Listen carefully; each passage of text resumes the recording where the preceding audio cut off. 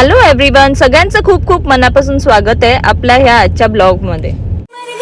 I got $500 in cash in case they don't take Amex. She wanted to see me, so now I'm headed to the annex.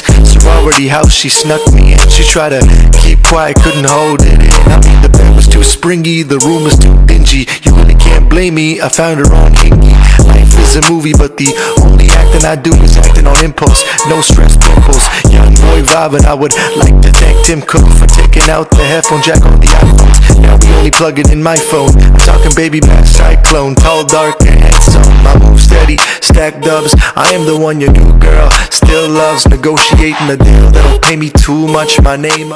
तर इकडे honeybees बद्दल बरीच माहिती collect करत पुढे आपण निघालो. नाही वॅक्स प्लेट आपण स्वतः लावायचे असतं.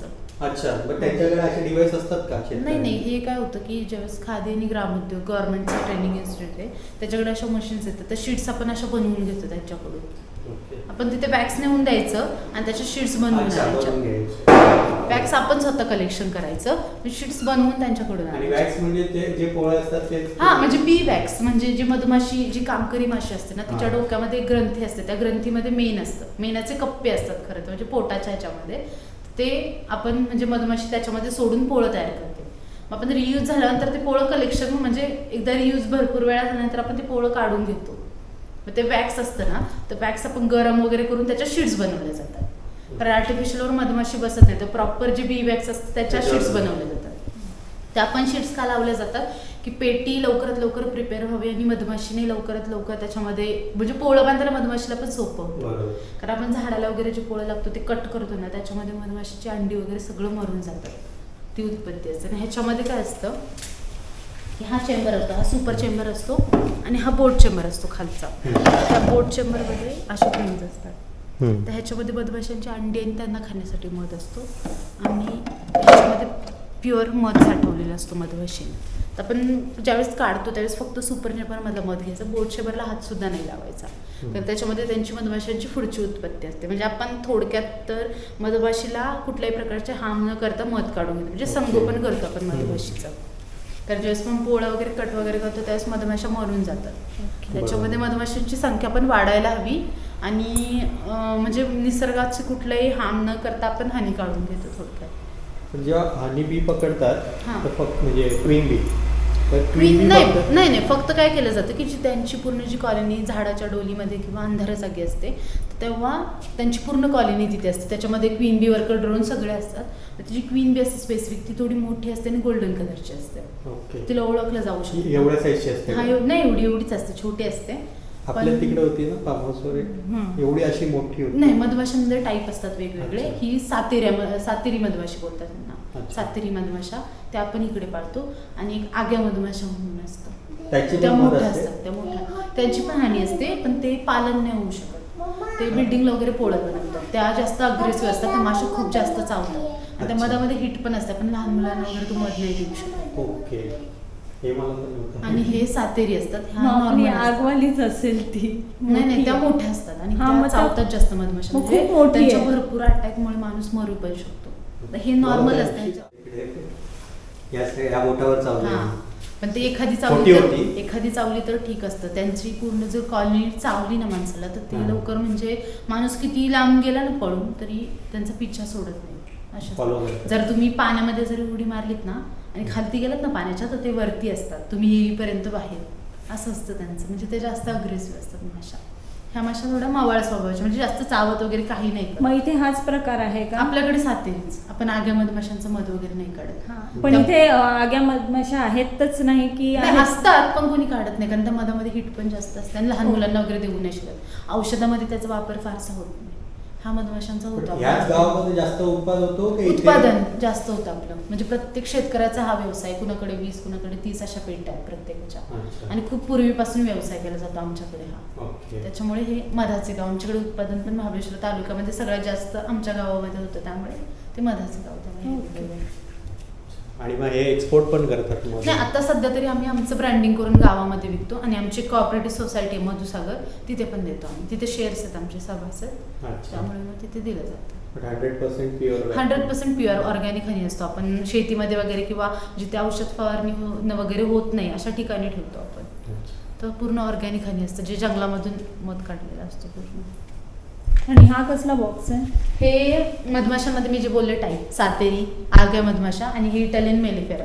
ओके. ह्या मधमाशा ते पंजाब हरियाणा वगैरे मोठे सूर्यफुलाच्या बागा, डाळिंबाच्या, आंब्याच्या, सरसोच्या वगैरे बागा ज्या असतात ना तिकडे ठेवलं जातं हे इटालियन मेलिफेरा. मग त्याच्यामध्ये स्ट्रक्चर सेम असतं. सेम स्ट्रक्चर आणि सेम प्रोसेस असते.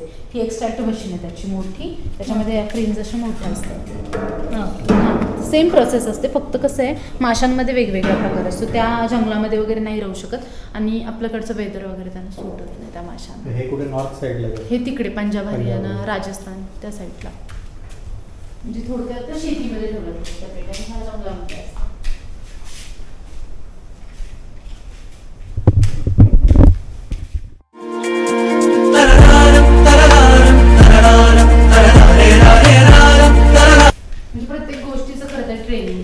आपण राणी कोश वगैरे म्हणजे मधमाशांची जी अंडी म्हणजे आपल्याला जर बी म्हणजे ज्या क्वीन बी असतात त्या जास्तीत जास्त हव्या असतील ना तर त्याचं पण ट्रेनिंग देतात. ओके.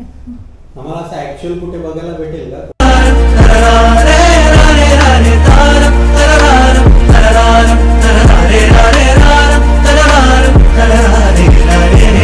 आणि इकडे आणला जातो. ओके. कारण त्याच्यामध्ये म्हणजे जे मधमाशा असतात ते पेट्या हलवल्या जात नाही, त्यांचं पूर्ण काम वगैरे डिस्टर्ब होतं आणि मग ते मधमाशा जाऊ शकतात दूर. तर ह्या व्लॉगमध्ये आपल्याला मधमाशांबद्दल खूप डिटेलमध्ये माहिती मी दाखवायचा प्रयत्न केलेला आहे. हे काय काय आहे? ते सिरप सिरप. रोज सिरप, जांभूळ, ते शुगर वगैरे मिक्स नाही, ते केलं? विदाउट शुगर, जांभूळ ज्यूस आणि आवळा ज्यूस विदाउट शुगर, बाकी सगळ्यांमध्ये शुगर. मँगोवाल्यामध्ये शुगर आहे.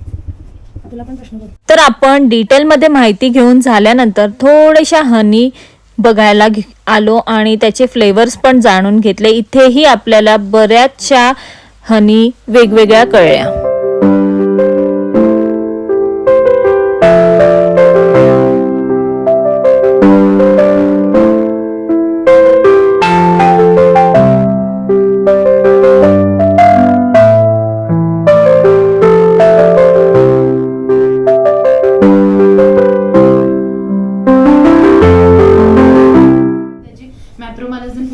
मधुसागरमधून घेतली पहिली स्टार्टिंग, कारण स्टार्टिंगला पहिली सगळ्यात आधी कोऑपरेटिव्ह सोसायटी त्यांची झाली 1955 मधुसागरची. तुम्ही याच गावातले आहेत? हो. याच्यामध्ये काय टाइप्स आहेत का सर्व सेम? नाही, आता जांभळाचा मध आहे सगळा.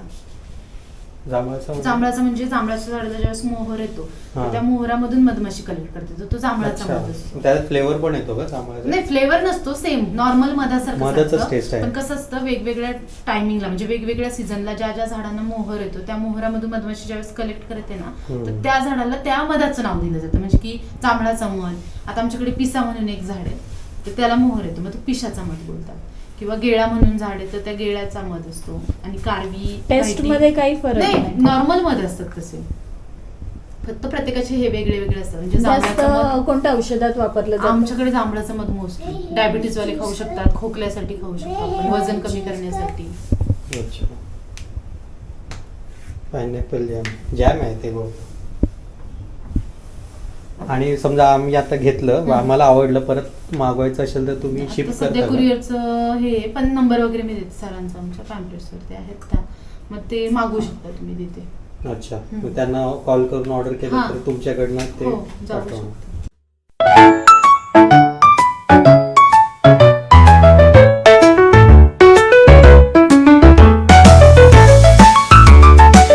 चीज फॅक्टरीमधून चीज केक घेतल्यानंतर आम्ही पोचलो पेप्पा वर्ल्ड म्हणजे पेप्पाच्या रूम मध्ये डिरेक्टली. तर बघू शकताय पुढची स्टोरी.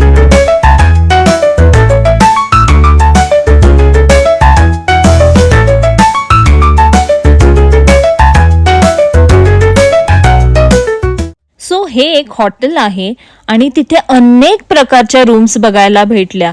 सगळ्या रूम्स वेगवेगळ्या थीम्स मध्ये डेकोरेट केल्या होत्या. तर चला आपण बघूया त्या रूम्स कशा आहेत.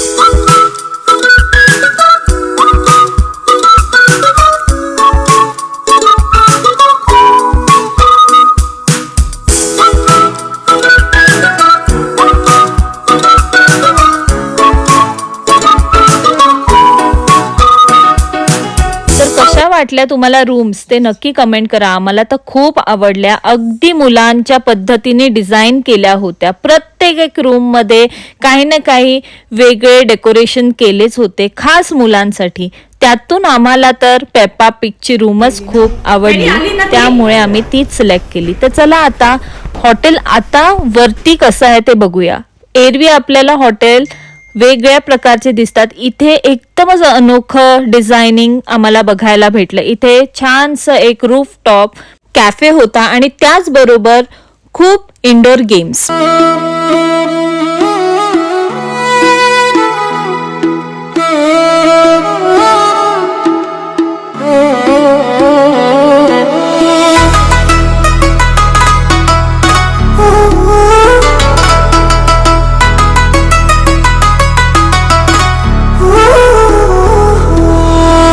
मी नेहमी व्लॉगिंग करताना प्रत्येक गोष्ट डिटेलमध्ये दाखवायचा प्रयत्न करत असते. बस कॉस्ट डिस्क्लोज करत नाही, कारण सीझन प्रमाणे कॉस्ट नेहमी डिफर करत असतात. ते इथे मी इंडोर गेम्स तुम्हाला दाखवते. कॅरम बोर्ड आहे, चेस बोर्ड पण आहे, असे अनेक गेम्स होते तिथे. मी जेवढे कॅप्चर करता आले तेवढे दाखवले. इथे खूप छान गार्डनिंग केली होती. वेगवेगळे फ्लावर्स आणि वेगवेगळे रोजेस पण होते. खूप वेगळ्या प्रकारचे फुलं आम्हाला बघायला भेटली. तुम्हाला पण आवडले का?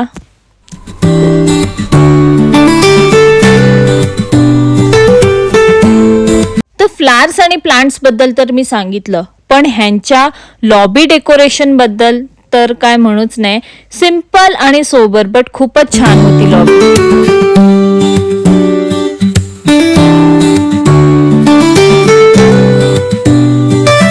तर फायनली आपली चेक इन प्रोसेस झाली आणि आपण आपले लगेज घेऊन रूम मध्ये पोहोचलो. पण तेव्हा जे रूम दाखवायला आले त्यांनी आम्हाला एक रूम दाखवली नव्हती, त्याची सुद्धा कीज ते घेऊन आले, कारण इकडच्या रूम्सच खूप वेगवेगळ्या होत्या आणि खूपच छान होत्या. त्यामुळे मी व्लॉगिंग मध्ये पण त्या कॅप्चर केलेल्या आहेत. तर त्या अगोदर मनूचा बंक बेड बघून घ्या, पेप्पा पिग थीमचा. तर हे पूर्ण रूम मध्ये पेप्पा पिगचंच सगळं काही होतं, जसं कबर्ड, वॉशरूम मध्ये पण खूप छान कर्टन होतं पेप्पा पिगचं. इथे बेडिंग सुद्धा पेप्पा पिगच्याच रिलेटेड होते. तर मला हे फार आवडलं. तर चला आता ही सुद्धा रूम तुम्ही बघा, तुम्हाला ही पण खूप आवडेलच.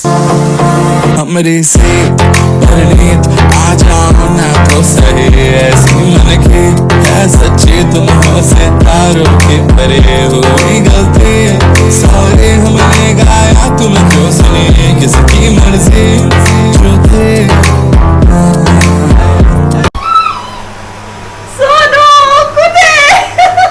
कुठून गेली? तिकडून गेली. तुझा खूप सुंदर आहे यार, खरंच खूप सुंदर आहे. आपण पूर्ण घेऊया.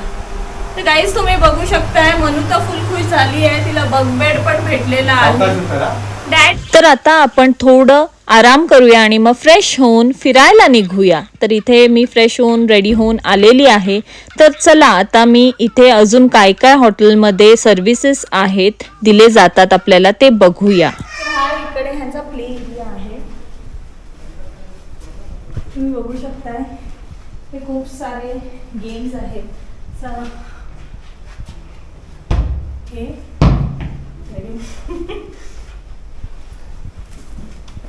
हे सुद्धा त्यांनी आणून ठेवलेलं आहे. इथे आपण बसून खेळू शकतो. चला आता आपण खाली जाऊया, वर जाऊया. ये बेटा.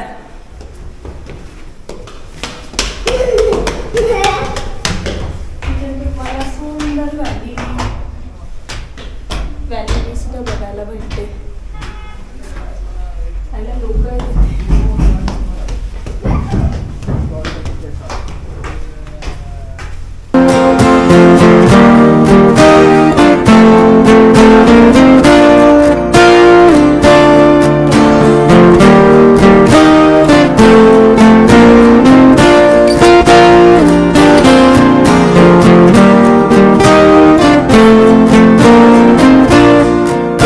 तर बघितला इथे इव्हनिंगचा ॲम्बियन्स कसा होता. तर चला आता आपण निघूया.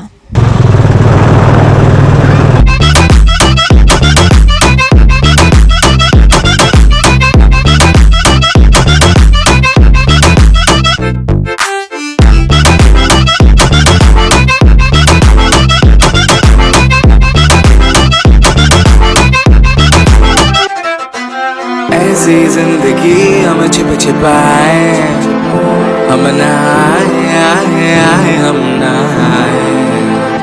ऐसी तर आपण आजच्या लोकेशनवर पोचलेलो आहोत, पण ही वेळ आलेली आहे आपला व्लॉग इथेच संपवायची. असेच छान छान पुढचे महाबळेश्वरचे पार्ट्स घेऊन मी परत येते. तोपर्यंत तुम्ही तुमची काळजी घ्या, मस्त खा आणि स्वस्त राहा. Bye, take care. असेच छान छान ब्लॉग बघत राहा. फॅमिली आणि फ्रेंड्स सोबत शेअर करायला विसरू नका. चॅनलला सुद्धा सबस्क्राईब करा. तर चला, bye. My move steady, stack dubs. I am the one your new girl still loves. Negotiating a deal that'll pay me too much. My name